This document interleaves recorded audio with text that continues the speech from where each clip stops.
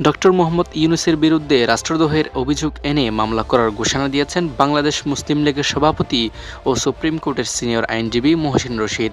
তিনি বলেন, ডক্টর মোহাম্মদ ইউনূসের কর্মকাণ্ড শুধু সংবিধান লঙ্ঘনের মধ্যে সীমাবদ্ধ নয়, বরং তা রাষ্ট্রদ্রোহের পর্যায়ে পড়ে। বর্তমানের সরকার পদক্ষেপ না নিলে তিনি নিজে আইনগত ব্যবস্থা নেবেন বলে ঘোষণা দিয়েছেন। ২৩ ফেব্রুয়ারি সাংবাদিক মঞ্জুরুল আলম পান্নার ইউটিউব চ্যানেলে এক আলোচনায় অংশ নিয়ে এসব কথা বলেন। রাষ্ট্রপতিকে তার সাংবিধানিক দায়িত্ব সঠিকভাবে পালন করতে দেওয়া হয়নি জানিয়ে তিনি আরও বলেন, প্রধানমন্ত্রীর পদ শূন্য হওয়ার পর রাষ্ট্রপতি একমাত্র সাংবিধানিক পদে ঐশ্বর ব্যক্তি ছিলেন। সে রাষ্ট্রপতির সঙ্গে যোগাযোগ না রাখা, নীতিগত সিদ্ধান্ত নেওয়ার আগে তাকে অবহিত না করা এবং সাংবিধানিক শিষ্টাচার উপেক্ষা করা গুরুতর লঙ্ঘন বলে মন্তব্য করেন। মহসিন রশিদ আরও দাবি করেন, পেসুইং অপসারণ, ভবন ঘেরাও এবং রাষ্ট্রপতিকে অপসারণ চেষ্টা এসব ছিল রাষ্ট্রীয় শিষ্টাচার বিরোধী কর্মকাণ্ড।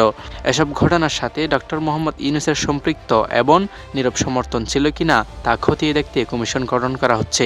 তিনি বলেন, একজন সাবেক উপদেষ্টা রাষ্ট্রপতিকে চোর বলেছিলেন, যার হাতে শপথ নিয়েছেন তাকে চোর আখ্যা দেওয়া হয়েছে। ইমরান হোসেন, অনুসন্ধান, চট্টগ্রাম।